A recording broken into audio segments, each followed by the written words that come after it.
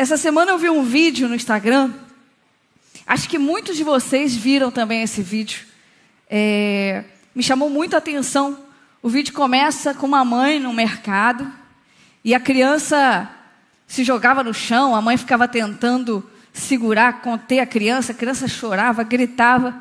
E viam duas outras mulheres e começavam a julgar aquela mãe.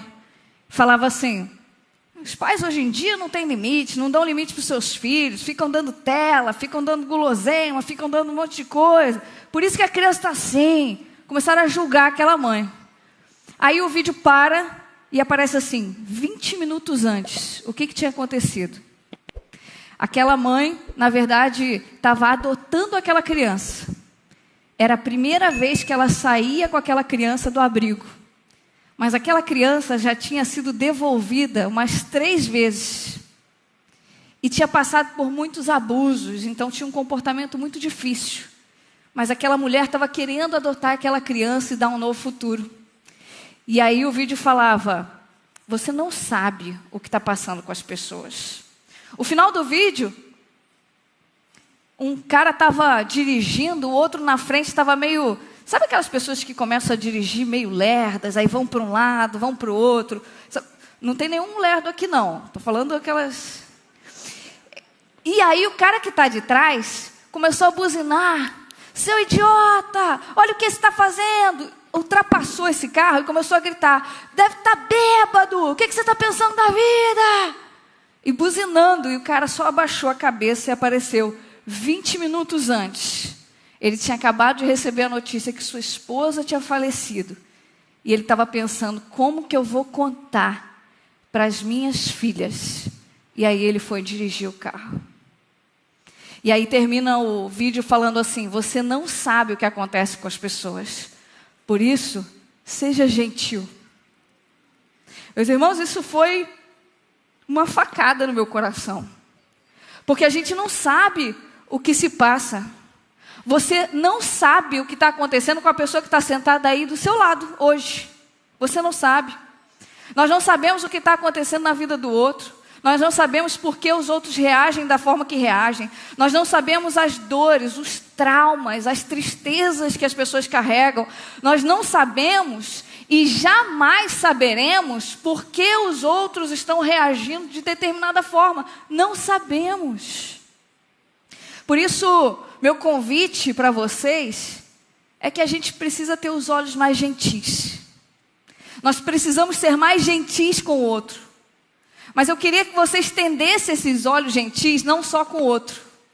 Eu queria que você, nessa manhã, estendesse esses olhos gentis para Deus também. Quantas vezes, meu irmão, a gente quer julgar as ações de Deus?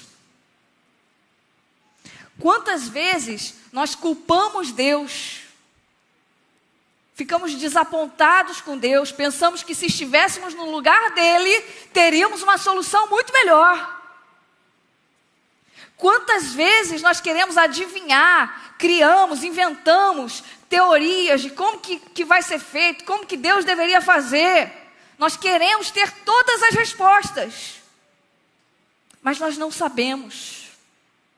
A gente vive numa época chata demais. Sabe por quê? Todo mundo acha que sabe tudo. Todo mundo é o sabichão. Todo mundo tem todas as informações. Somos todos especialistas que vamos ensinar alguma coisa para alguém. Os sabedores de todas as coisas. Mas hoje, nessa manhã, o que Deus quer dizer para você é: você não sabe. Você não sabe. E eu queria que você abrisse a sua Bíblia comigo em Atos, capítulo 12. A partir do primeiro versículo de Atos, capítulo 12, versículo 1 ao 17. E a gente vai começar a entender por que a gente não sabe. Atos 12, capítulo 1. Ou melhor, versículo 1 ao 17. Atos 12, versículo 1 ao 17. Olha o que aconteceu aqui. Por aquele tempo, o rei Herodes mandou prender alguns da igreja para maltratá-los. Mandou matar à espada Tiago, irmão de João. Vendo que isso agradava os judeus, prosseguiu mandando também prender Pedro. E eram os dias dos pães sem fermento. Depois de prendê-lo, lançou na prisão, entregando a 4 escoltas de soldados, cada uma para guardarem Pedro. A intenção de Herodes era apresentá-lo ao povo depois da Páscoa. Assim, Pedro estava guardado na prisão, mas havia oração incessante a Deus por parte da igreja em favor dele. Na noite anterior, ao dia que Herodes ia apresentá-lo ao povo, Pedro dormia entre 2 soldados, preso com 2 correntes. Sentinelas junto à porta guardavam a prisão. Porém, sobreveio um anjo do Senhor que iluminou a prisão. O anjo tocou do lado de Pedro, despertou ele dizendo: levanta-se depressa. Então, as correntes caíram da mão dele e o anjo continuou: coloque o cinto, calce a sandália, e assim o fez. O anjo disse: põe a capa e siga-me.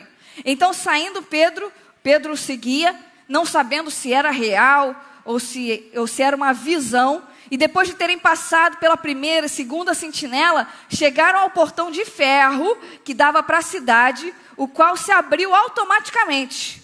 E saindo, enveredaram por uma rua e logo adiante o anjo se afastou dele. Então Pedro, caindo em si, disse: agora eu sei que de fato o Senhor enviou o seu anjo e me livrou da mão de Herodes e de toda a expectativa do povo judeu. Ao se dar conta disso, Pedro resolveu ir para a casa de Maria, a mãe de João, também chamado Marcos, onde muitas pessoas estavam congregadas e oravam ali. Quando ele bateu de frente na sua porta, uma empregada chamada Rode foi quem foi ver. Reconhecendo a voz de Pedro, ficou tão alegre que nem fez Pedro entrar, mas voltou correndo para anunciar que Pedro estava na porta. Então os outros disseram: você ficou louca. Ela, porém, persistia em afirmar que era Pedro. Eles disseram: deve ser o anjo dele. Enquanto isso, Pedro continuava batendo na porta. Quando abriram a porta, viram também e ficaram admirados. Ele, porém, fazendo sinal com a mão para que se calassem, contou que o Senhor havia tirado da prisão. E acrescentou: anunciem isso a Tiago, aos irmãos, e saindo, foi para outro lugar seguro. Que história, meus irmãos. O texto vai nos dizer que Herodes mandou prender algumas pessoas da igreja para maltratar a igreja. A perseguição estava começando. E ele mandou matar Tiago, à espada. Tiago foi decapitado. A primeira lição que a gente vai aprender com esse texto é que você não sabe por que Deus age de forma contrária à sua expectativa. Você não sabe. Tiago foi o primeiro apóstolo a ser martirizado. Foi o primeiro apóstolo a ser assassinado. Tiago, um dos mais íntimos de Jesus, Pedro, Tiago e João, o mais próximo, foi morto. Imagina a crise que isso não causou na igreja na época. Meu Deus, perdemos Tiago, como que isso foi acontecer? Logo Tiago. Imagina o desespero, a tristeza. Os discípulos já tinham sido expostos a muitas prisões, já tinham sido livrados de muitas torturas, mas nunca tinha chegado ao ponto de perder um deles. Tiago foi decapitado. Imagina a crise. Tiago não foi poupado por Deus. Olha o desespero que tomou conta da igreja naquele momento. Meus irmãos, nos frustramos com Deus quando a atitude que Ele toma vai na contramão da nossa expectativa. Começamos a julgar Deus. Chamamos Deus de frio, de injusto, de sem consideração, de sem amor. Mas o grande problema não está em Deus. O grande problema está na expectativa que temos. Aliás, as maiores causadoras dos nossos sofrimentos são as expectativas. As expectativas que fazemos das pessoas, as expectativas que fazemos das relações, as expectativas que fazemos sobre tudo que vivemos. Criamos planos na nossa cabeça. Temos expectativas. A expectativa que temos nas relações. A gente vai criando ilusões, ideias mirabolantes de como a nossa vida vai acontecer. De como o nosso relacionamento vai acontecer. de como a nossa vida na igreja, com o nosso líder, vai acontecer. A gente vai criando histórias na nossa cabeça mirabolante e acha que as coisas vão ter que acontecer conforme as ilusões que vão sendo criadas na nossa cabeça, expectativas. Nós vivemos muito no campo da ilusão e muito pouco no campo do real. Porque o que realmente está acontecendo, nós não sabemos. Não sabemos. E não saber pode ser muito angustiante quando não se confia. Admitir que não sabemos traz à tona um coração desconfiado. E isso deixa a gente desestabilizado. Eu me lembro que quando eu era pequena, e a gente viajava no carro,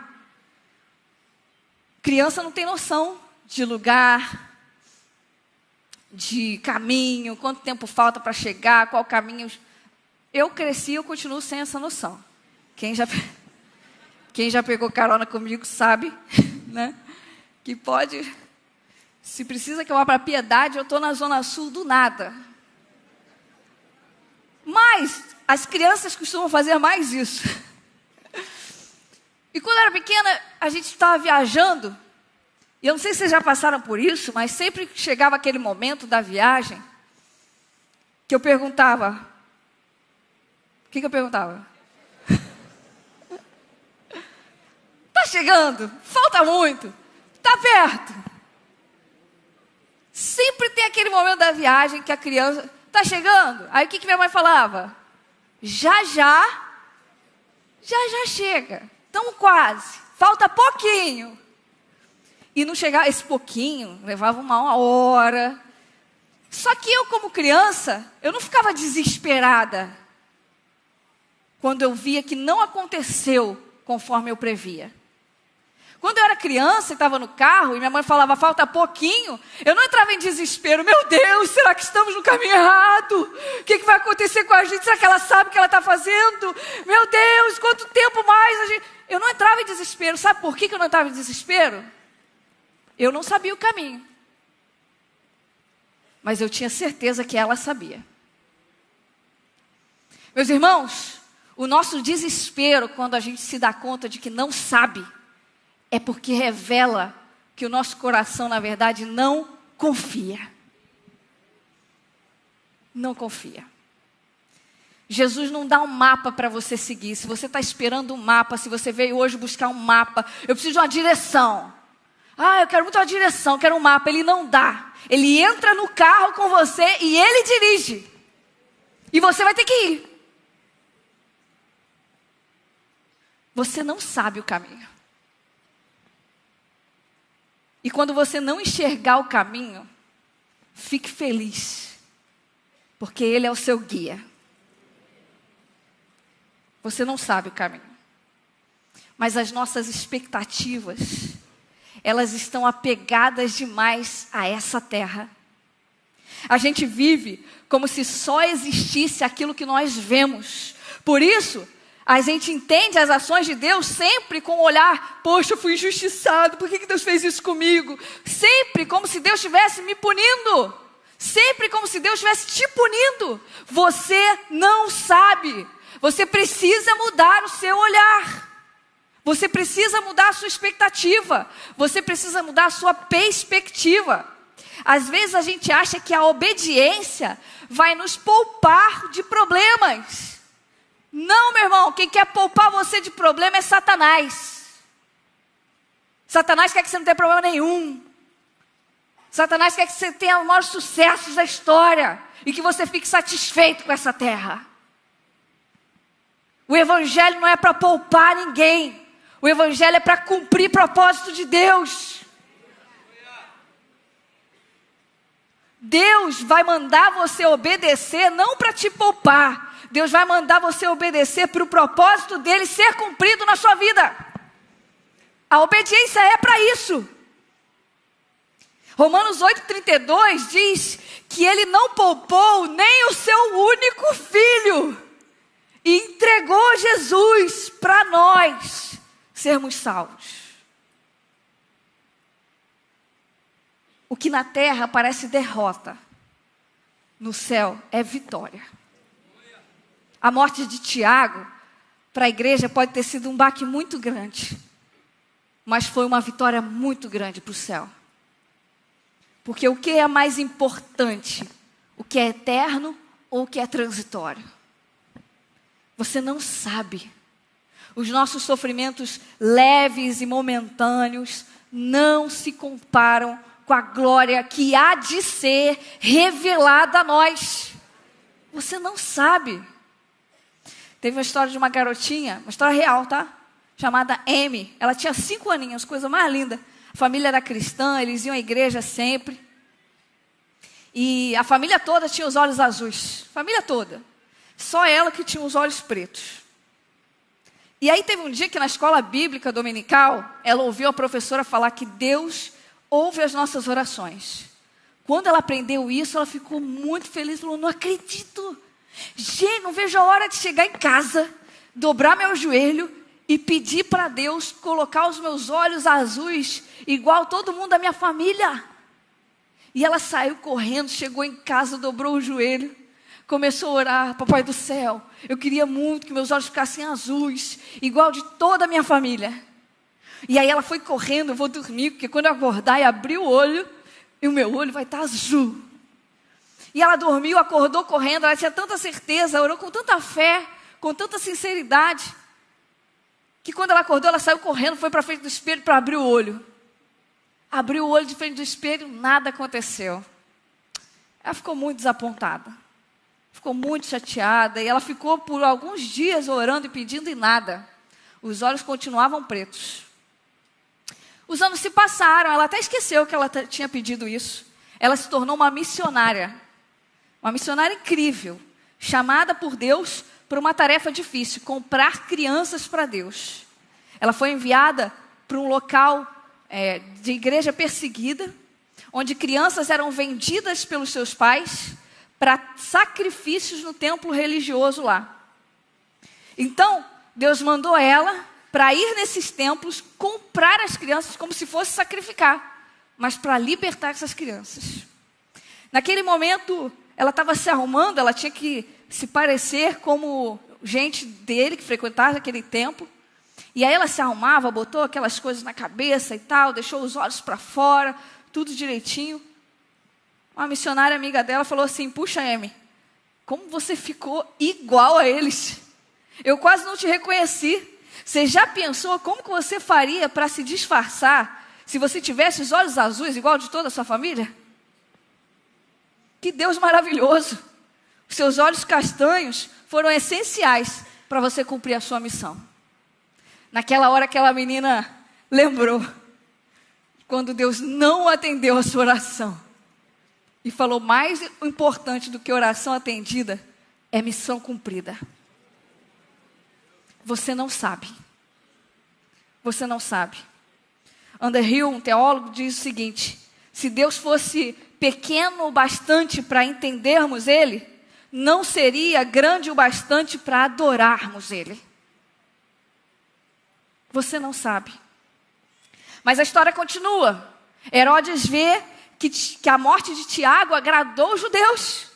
Ele vê que o povo ficou feliz de ter matado Tiago. Então, querendo popularidade, ele manda fazer o quê? Vamos prender Pedro. Com uma intenção clara. Depois da Páscoa, eu vou levar ele a julgamento ao público para ele ser morto. O objetivo é esse. E eles estavam tão ressabiados de prender Pedro. É difícil falar isso, né? Prender Pedro. Eles estavam tão ressabiados disso que... Porque Pedro já tinha escapado, os discípulos já tinham escapado, Deus já tinha mandado um anjo, já tinha mandado tanta coisa. Eles falaram assim, agora vai ter que ser uma prisão à vera. Ele mandou 16 soldados para guardarem Pedro. A igreja, quando soube da prisão, ficou desesperada. Pensou, já perdemos Tiago. Agora Pedro foi preso. A igreja não olhou e ficou assim, caramba, Deus, está pesado para a gente. A gente está fazendo a tua obra, a gente já perdeu uma pessoa importante da igreja, o Senhor permitiu que isso acontecesse, não quero mais falar com Deus. Não, a igreja não fez isso não. A igreja falou assim, perdemos Tiago. Tiago cumpriu o propósito dele, está na eternidade. Agora a gente vai cumprir o nosso, vamos lutar por Pedro. Vamos orar. E a igreja começou a orar fervorosamente como nunca por Pedro. E a segunda coisa que a gente aprende com o texto é, você não sabe, mas o que importa para Deus é o que está sendo gerado dentro de você. Meu irmão, não adianta ficar querendo que Deus haja de acordo com o seu plano mirabolante. Ele não vai agir. Deus quer acessar o que está dentro de você, e ninguém melhor do que Ele para acessar as partes do seu coração que precisam ser forjadas. Ninguém melhor do que Ele. Poxa, Deus não podia ter impedido a prisão de Pedro? A gente acaba de passar por essa morte, tem que passar por isso de novo. Essa é a perspectiva da terra. Você não sabe a perspectiva do céu. Esse é o problema. Queremos explicações terrenas para os planos do céu. Não vamos ter. Não vamos ter explicações terrenas para os planos do céu. Queremos a lógica da terra para explicar as ações do céu. Não vamos ter. O texto diz que Pedro dormia entre dois soldados com uma corrente. Dormia nessa situação. Tinha acabado de perder seu amigo, um amigo íntimo, muito próximo. Estava triste. E estava preso às vésperas da sua própria morte. Mas o texto diz que Pedro dormia. Interessante, né? Interessante porque esse era o mesmo Pedro que há um tempo atrás estava num barco com os amigos, no meio de uma tempestade terrível, que parecia que ia destruir o barco, que ia matar todo mundo. E Jesus também estava nesse barco, mas dormia. Mas há um tempo atrás, o Pedro ficou desesperado junto com os amigos e começaram a gritar: socorre, Jesus, acorda, pelo amor de Deus, será que não se importa? Está dormindo numa hora dessa? Mesmo Pedro.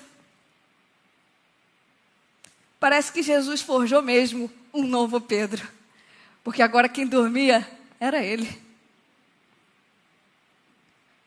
A fornalha que Deus nos coloca, meu irmão, é para selar a gente com a identidade dele, para que a gente fique parecido com ele.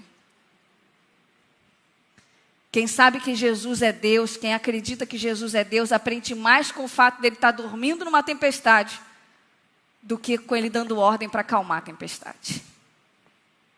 Quando a gente sabe que Jesus é Deus, a gente não fica mais pedindo milagre, sinal. A gente aprende sobre descanso, sobre confiança. Os discípulos, eles ficaram pedindo milagres, pedindo maravilhas, pedindo para serem livres, salvos daquela tempestade. Mas se eles tivessem a certeza de que quem estava no barco era Deus, o foco não ia ser a tempestade. Às vezes a gente tem fé para pedir milagre. Às vezes a gente tem fé para pedir que o Senhor nos socorra e nos tire da tempestade. Às vezes a gente tem fé para chegar para Jesus e falar: Jesus, me tira daqui, eu não aguento mais isso. A gente tem fé para isso. Mas a gente não tem fé suficiente para descansar e falar: essa tempestade não vai me destruir não, porque Deus está no meu barco.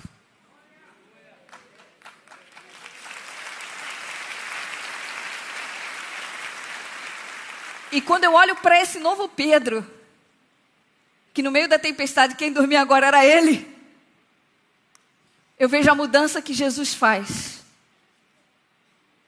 quando a gente aceita que a gente não sabe. A gente não sabe. E aí um anjo acorda Pedro.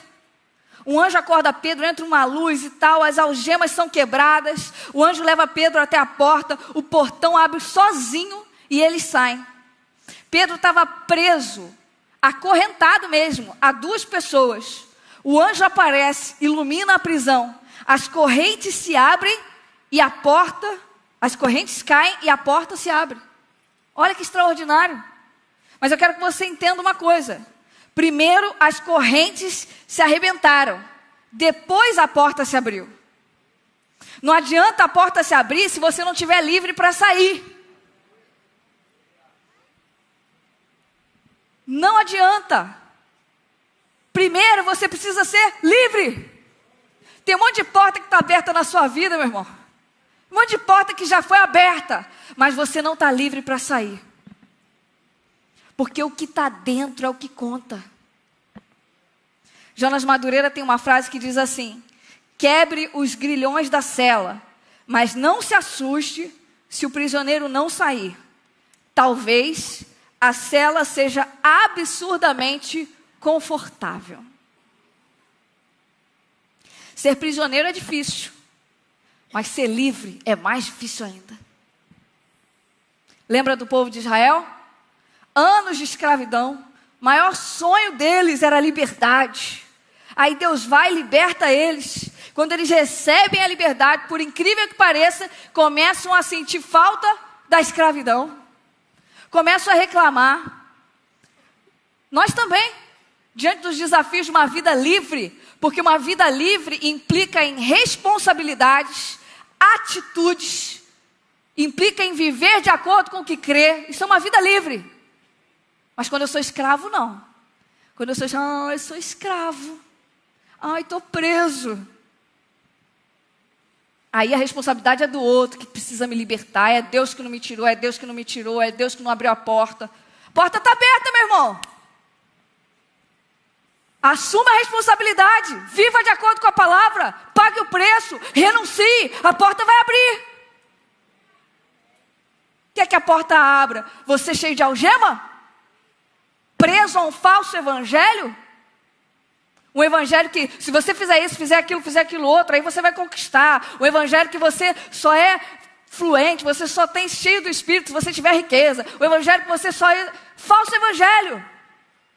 O verdadeiro evangelho, você precisa de Jesus, só.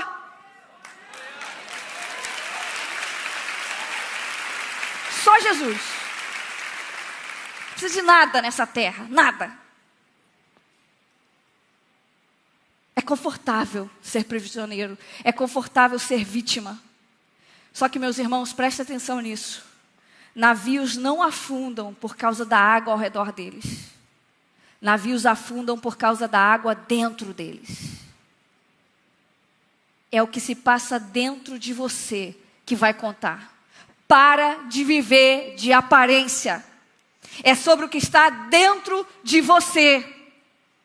Se você colocar joia dentro de uma caixa, essa caixa vira porta-joia. Mas se você colocar casca de banana dentro dessa caixa, ela vira lixo. É o que está dentro. O que você tem deixado acessar a sua vida? O que você tem deixado acessar o seu coração? Quais as pessoas têm tido acesso ao seu coração? É o que está dentro que conta. É a raiz que conta. Por que você se preocupa tanto em ser avaliado por critérios que não significam nada para Deus? Nada. O externo nunca vai servir para medir espiritualidade. Nunca. Resultado nunca vai medir intimidade. Nunca. Dar certo nunca vai determinar se eu estou sendo aprovado por Deus. A beleza que mais comove a Deus é a que escapa aos nossos olhos. Mais do que flores e frutos num jardim. A beleza que mais comove a Deus é aquele emaranhado de raízes aprofundadas na terra que trabalham escondidas, gerando vida. Essa é a beleza que comove a Deus.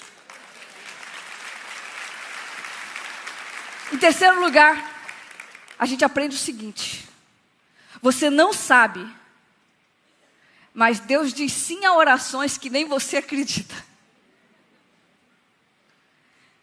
Pedro vai para a casa da mãe de Marcos. A igreja estava ali orando fervorosamente, pedindo para Pedro ser o quê? Liberto. E aí, Pedro bate na porta, a Rod vai até a porta, escuta, é Pedro, é Pedro. Ela fica tão feliz, tão eufórica, tão assim maravilhada de ser Pedro, que ela nem abre a porta. Ela sai correndo e fala: é Pedro, é Pedro. E Pedro fica assim: pelo amor de Deus, eu sou um fugitivo. Alguém tem misericórdia, abre esse raio dessa porta, no nome de Jesus. Vocês não estavam orando por isso? Meus queridos amados. Amadinha, você estava orando por isso, você pode abrir essa porta para entrar? Ela ficou tão eufórica que ela saiu correndo e deixou Pedro com a porta fechada. Meus irmãos, às vezes Deus já atendeu sua oração, mas você não abriu a porta. O milagre já chegou, mas você não abriu a porta. Abre logo essa porta. Você fica tão eufórico que você não consegue nem ver as coisas que já aconteceram ao seu redor. Sua oração já está aí, respondida. Observa, olha ao seu redor. Deus está agindo de forma extraordinária. Deixa o milagre entrar. E ela sai correndo e vai contar para os outros. Pedro está lá fora. E aí a coisa vai piorando. A coisa vai piorando. Porque ela conta para os outros que estavam orando fervorosamente. E os outros falam assim: você está fora de si.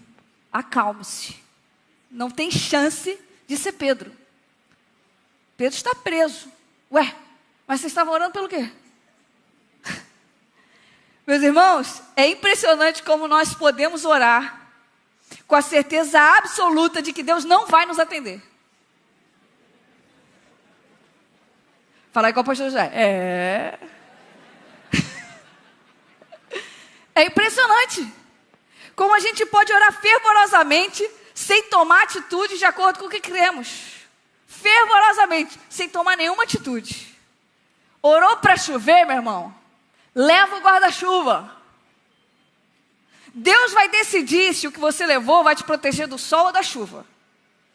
Você vai confiar que Ele pode fazer. Eles oravam fervorosamente. Mas foi mais fácil eles acreditarem que tinha um anjo na porta falando com eles do que Deus tinha atendido a oração deles. Eles oravam fervorosamente, mas estava difícil acreditar que Deus ia fazer. Hoje Deus está te dizendo o seguinte: continue, permaneça, confie. Existem milagres que você está orando, mas que no fundo do teu coração você não acredita. Continue. Existem clamores que você faz que no fundo do coração você acha que você nunca vai ser atendido e que você não vai viver. Deus está dizendo hoje: continua. Não pare de crer. Sabe por quê? Porque você não sabe. Você não sabe. Eu é que sei que pensamentos eu tenho a respeito de vocês. Pensamentos de paz e não de mal. Você não sabe. A nossa segurança não está nas coisas que nos acontecem. A nossa insegurança também não pode estar nelas. A nossa segurança é a presença de Deus. Me lembro como Davi pecou. Davi pecou com Batseba, o adultério, né? Mas a queda de Davi não começou no adultério, não. A queda de Davi se deu quando ele enviou a Arca da Aliança para a guerra e resolveu ficar no palácio. A Arca da Aliança era a presença de Deus. Quando ele enviou a presença de Deus para a guerra e preferiu palácios. É mais seguro ficar numa tenda no meio de uma guerra do que em grandes palácios sem a presença. Quantas vezes nós temos optado por palácios?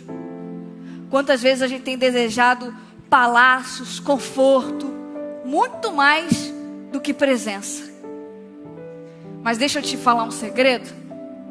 Satanás não tem medo dos seus palácios. Satanás não fica intimidado com as suas conquistas, com as suas riquezas. Satanás tem pavor das suas renúncias. Das suas renúncias. O que intimida o céu são as suas renúncias. Mas se insistirmos na nossa glória, Deus vai tirar dele. Se insistirmos em receber glória, Deus vai tirar dele, porque Deus não divide a glória dele com ninguém. Quer glória para você, meu irmão? Quer glória para os seus grandes feitos, para as suas grandes realizações, para o seu trabalho? Quer glória para o seu ministério? Prepare-se então para viver sem a glória de Deus, porque Ele não divide a glória dele com ninguém. Ele é o único digno de receber glória. Então, para com isso agora. Você não sabe. Nós não temos explicação. Eu não tenho uma explicação para dizer para você por que Tiago foi morto e Pedro foi liberto. Nós não temos explicação por que Jesus mandou enviar um anjo para libertar Pedro, mas deixou Tiago morrer. Os dois eram dedicadíssimos. Não é sobre a nossa intimidade. A única resposta é que existe uma vontade soberana de Deus. E existe um desejo no meu coração em confiar absolutamente na soberania dele. Cooper disse que por trás de toda a providência carrancuda de Deus existe uma face sorridente. A gente nunca sabe. Certa vez um menino ganhou, vivia no meio de fazendeiros, o pai era fazendeiro, e ganhou um cavalo. E aí as pessoas chegaram e falaram para o pai: caramba, que legal, que coisa boa, seu filho ganhou um cavalo. O pai falou assim: não sei, só o tempo dirá se foi bom ou se foi ruim. Passado o tempo, o menino caiu do cavalo, se quebrou todo, teve que operar a perna, ficar com a perna para cima. Chegaram para ele e falaram: caramba, que ruim, hein? Que ruim ele ter ganhado esse cavalo. Agora ele se quebrou todo. O pai respondeu: não sei, só o tempo vai dizer se foi bom ou se foi ruim. Passado o tempo, estourou uma guerra naquela região. Todos os filhos de fazendeiro foram convocados para ir para a guerra. Aquele menino não pôde ir para a guerra, porque ele estava com a perna para cima, ainda se recuperando da queda. Os fazendeiros falaram: caramba, que coisa boa, seu filho foi poupado da guerra. Aquele homem falou: não sei, só o tempo vai dizer se foi bom ou se foi ruim. Porque não se trata do que a gente sabe, se trata do que a gente confia. Muitas vezes, meu irmão, eu e você vamos olhar para trás e vamos ver situações que em outra hora a gente estaria chorando, murmurando. A gente vai se lembrar de quantas vezes a gente reclamou, ficou triste, ficou chateado com Deus, mas que hoje a gente fala: muito obrigada por não ter atendido a minha oração. Muito obrigada por ter me feito passar por isso e por estar comigo quando eu passei por isso.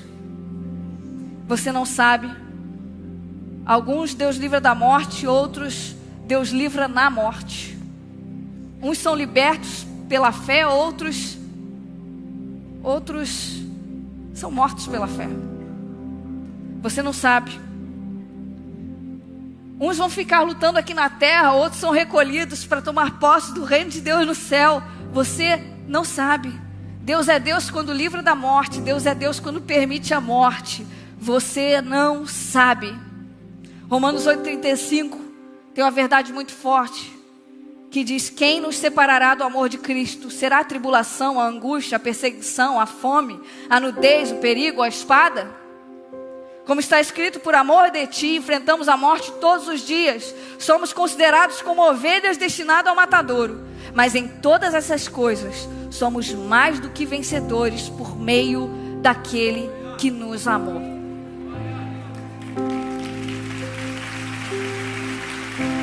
Tem duas verdades nesse texto. Quando você é vencedor, significa que todas essas coisas, a morte, a fome, a nudez, o perigo, a espada, os sofrimentos, quando você é vencedor, todas essas coisas foram vencidas e estão debaixo dos nossos pés. Mas a Bíblia não diz que você é um vencedor. A Bíblia diz que você é mais do que vencedor. Sabe o que significa isso? Significa que todas essas coisas, a morte, a tristeza, a nudez, o perigo, a espada, os sofrimentos, todas essas coisas não só foram derrotadas e estão debaixo dos nossos pés, mas elas também estão ali nos servindo. Meus traumas, as minhas derrotas, as minhas frustrações, as minhas decepções estão me servindo, porque Deus opera em todas elas para o meu bem. Isso é ser mais do que vencedor. Eu li uma frase que dizia: eu pedi flores para Deus e Ele deu chuva. Sem ela as flores não crescem. Você não sabe, mas a doença vai acabar. Essa doença que você tem vivido na sua vida vai acabar quando ela cumprir o propósito pelo qual ela foi enviada. Você não sabe, mas essa dor que você está sentindo, ela vai passar quando ela cumprir o propósito pelo qual ela foi enviada. Você não sabe, mas esse aperto financeiro, essa angústia de não saber como vai ser o dia de amanhã, vai passar quando esse desespero cumprir o propósito pelo qual ele foi enviado para você. Você não sabe. Eu estou aprendendo que a vida é como uma dança, e que os passos para trás não são derrotas, não são faltas de fé, não são para me impedir, mas fazem parte da dança, fazem parte daquilo que Deus está construindo na minha vida. São apenas pequenos passos de uma dança linda que o grande maestro está conduzindo. Você não sabe. Então, abrigue-se nas asas, na sombra das asas do Altíssimo. Abrigue-se ali e aceite o fato de que você não sabe. Mas sabe o que é mais incrível disso tudo? O mais incrível é perceber não só que você não sabe, o mais incrível é perceber que você não precisa saber, porque quem é Deus é Ele. Mas tem uma coisa, que se você não sabe, hoje você vai saber. Deus quer que você saiba dessa verdade, e que essa verdade seja abrigo para você hoje. Isaías 40:10, existe uma profecia que diz o seguinte: o Senhor soberano vem com poder, o governo está sobre ele. Vejam, ele traz consigo a sua recompensa. E em Apocalipse, o próprio Jesus diz para nós: eis que venho em breve, a minha recompensa está comigo, e eu retribuirei a cada um pelo que fez. Portanto, o que Deus quer falar com você nessa manhã é: não viva de acordo com o que você não sabe, viva de acordo com o que você sabe. Ele virá. Ele virá e não haverá mais morte, nem pranto, nem dor, nem tristeza, nem injustiça. Ele virá e o governo está nele. Feche os seus olhos, deixe o Espírito Santo ministrar o seu coração.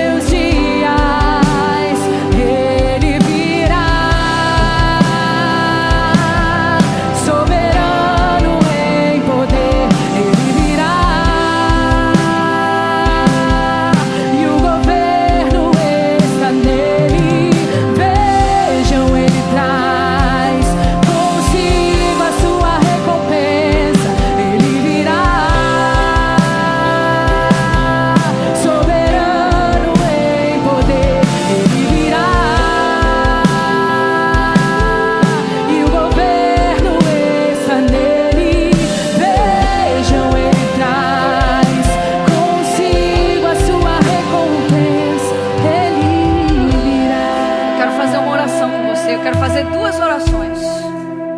Eu quero que você feche seus olhos e repita comigo a seguinte oração: Senhor Jesus, eu reconheço que o governo está sobre os seus ombros.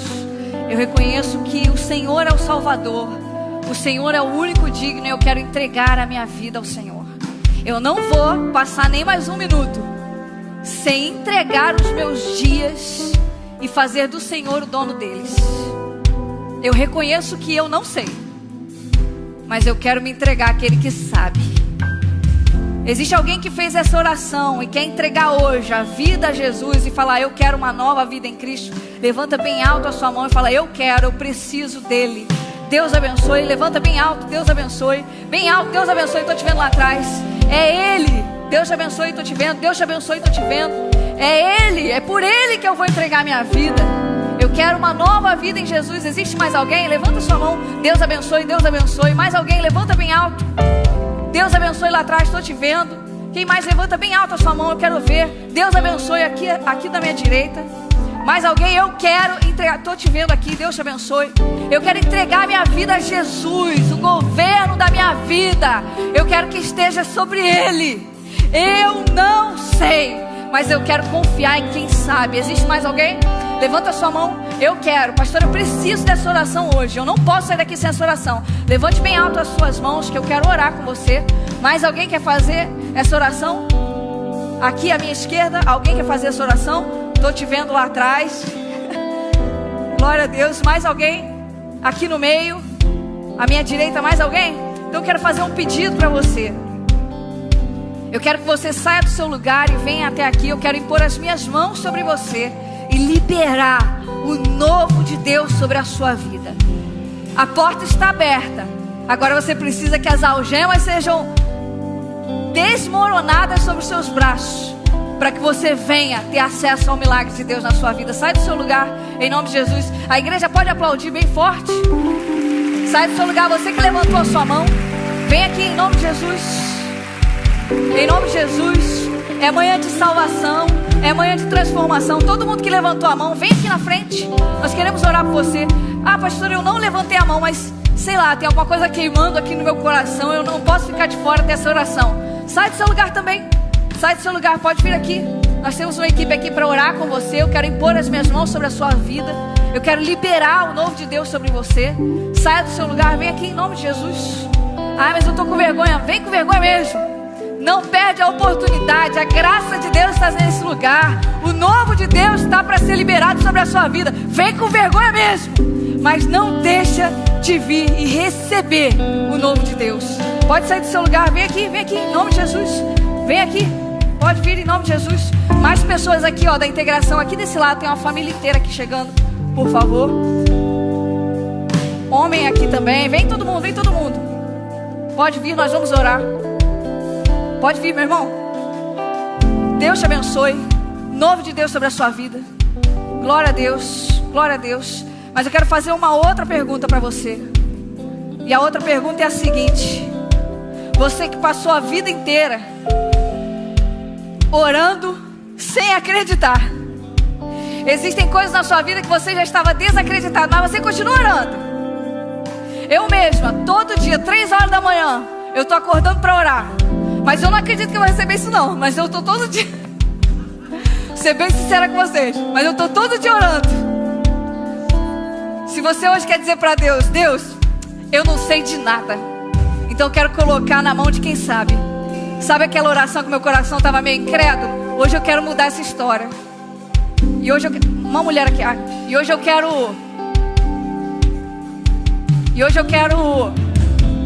um novo tempo na minha vida. Hoje eu quero viver pelo que eu não sei. Eu quero viver de acordo com o que eu não sei e ter a minha expectativa no céu. Você quer fazer essa oração comigo também? Eu queria que você ficasse de pé no seu lugar. Você que quer fazer essa oração comigo, fique de pé no seu lugar. E nós vamos orar. Quero orar por você.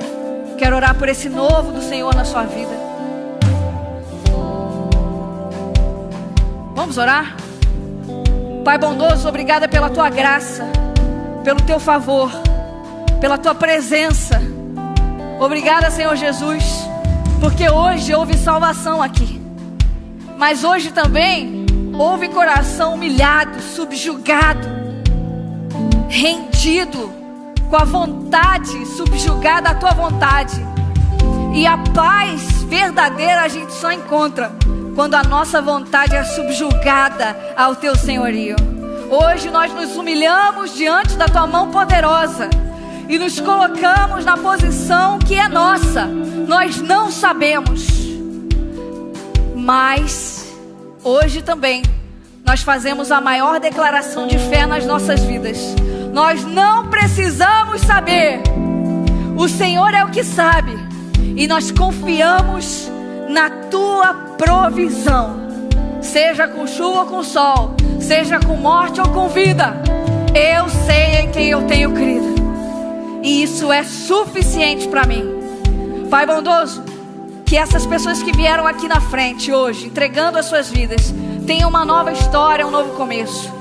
Que em nome de Jesus, o nome delas seja escrito no livro da vida, o livro que só o Senhor tem acesso, e que ninguém pode tirar mais o nome delas do livro da vida. Que em nome de Jesus, elas consigam ter uma semana cheia da tua presença, cheia da tua glória. Em nome de Jesus, que elas tenham uma experiência contigo diferente essa semana, para que elas te conheçam, te amem e cada dia mais vivam de acordo com o teu querer. Que o teu propósito se cumpra nas nossas vidas. E muito obrigada por ser um Pai bondoso que continua investindo na gente. Eu te agradeço em nome de Jesus. Amém.